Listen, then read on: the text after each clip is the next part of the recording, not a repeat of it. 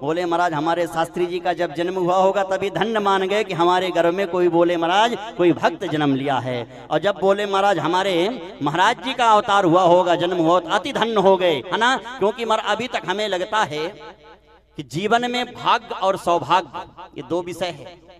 भाग्य सब हमेशा होता है, भाग्य सदैव रहता है।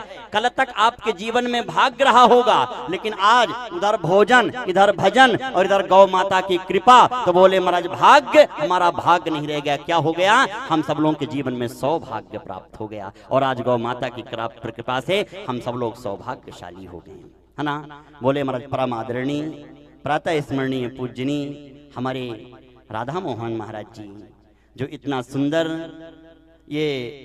कार्य रखे हैं। अच्छा, कार्य रखने का मतलब क्या है? केवल आए, भजन सुने और जो ये भोजन हो रही है बफर सिस्टम में जो जो मिलता हम तो नहीं जानते हैं, वो खाएं और चले जाएं, यही मतलब है क्या? नहीं, ये मतलब नहीं है महाराज। आए और हम अपने आप को पहचाने और अपनी गौ माता को पहचाने, गौ माता की कृपा प्राप्त हो। और बोले महाराज हमारे जीवन में कोई धर्म का पालन करिए कि ना करिएगा। यहाँ इतने लोग आए हैं ना, हमारे महाराज जी का जो नेतृत्व में जो कार्य हो रहा है, कम से कम जो एक अपने जीवन में एक गौ माता को गोद लेने का प्रारंभ कर लिए कि महाराज आज से हम एक गौ माता की सेवा कर रहे हैं।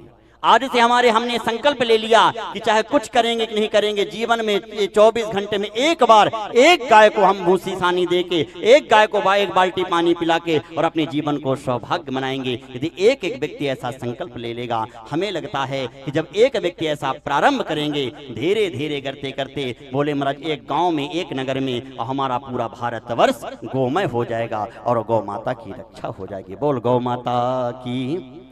बोले महाराज गौ माता पवित्र, गौ माता के रोम रोम में पूरे ब्रह्मांड का वास होता है। एक बार छोटी सी बात लेंगे महाराज। सभी देवी देवता आपस में विचार किए, सर्वेषां तीर्थां महागता, कि चलो सभी लोग तीर्थ भ्रमण करने चले। बोले सबसे बढ़िया तीर्थ कौन है? कोई बोले महाराज पुष्कर बताए, कोई प्रयागराज बताए, कोई कुछ बताए, लेकिन देवताओं के गुरु हैं बृहस्पति देव।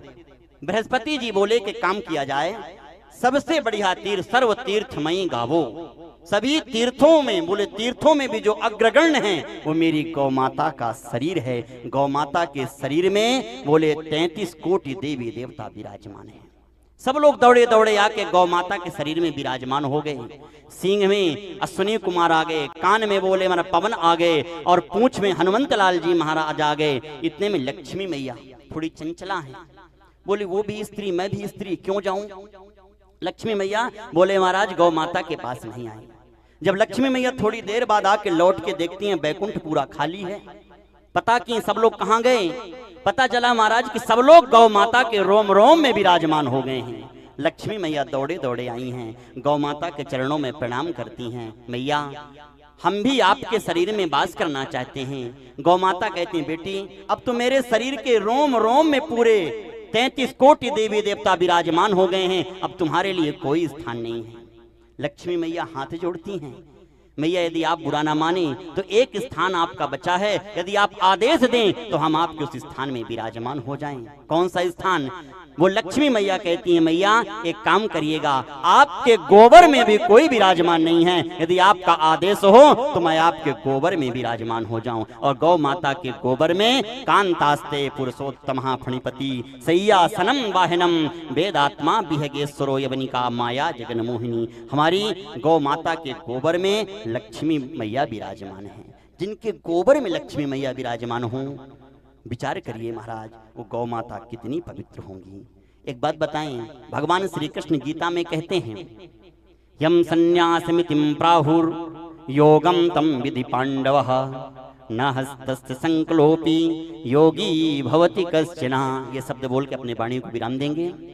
भगवान श्री कृष्ण कहते हैं कि हे अर्जुन, जो भक्त मुझसे प्रेम करना चाहता है तो जो मैं किया हूं वो मेरा भक्त भी करे। अब विचार कीजिए हमारे कन्हैया ने क्या क्या किया है। शास्त्री जी आप तो जानते होंगे, भगवान कन्हैया ने माखन की चोरी किए। यदि हम लोग माखन की चोरी करेंगे तो जेल चले जाएंगे, है कि नहीं भैया? भगवान कन्हैया मटका फोड़े, हम लोग यदि मटका फोड़ेंगे तो कोई सर फोड़ देंगे, सही बात है कि नहीं? भगवान कन्हैया अग्नि का पान किए, हम लोग कर पाएंगे? नहीं कर पाएंगे। भगवान कन्हैया ने विष का पान किया, कालिया नाग में नाथे, ये सब हमसे नहीं होगा प्यारे। एक काम बचा है क्या? मेरी कन्हैया, मेरे कन्हैया ने गौ माता की सेवा किया है। हम लोग भी यदि गौ माता की सेवा करेंगे तो भगवान कन्हैया हम पर प्रसन्न हो जाएंगे। और बोले मां लड्डू गोपाल लेकर मेरे कन्हैया कहने से अच्छा है कि हम सीधे गौ माता की सेवा में पहुंच जाएं, और गौ माता यदि कृपा कर देंगे तो भगवान कन्हैया भी कृपा अपने आप तोड़ के करेंगे। बोल गौ माता की, वृंदावन बिहारी लाल की। इति वदित्वा अहम स्वस्य वाणीं विरमामि। सर्वेषां चरणकमलेभ्यो नमः। मंचे विराजन्ते सर्वे महापुरुष चरणकमलेभ्यो नमः। सर्वेषां कृते अहम पुनः स्वस्य स्थानं गृह्णामि। जयतु संस्कृतं, जयतु गोमातरम्।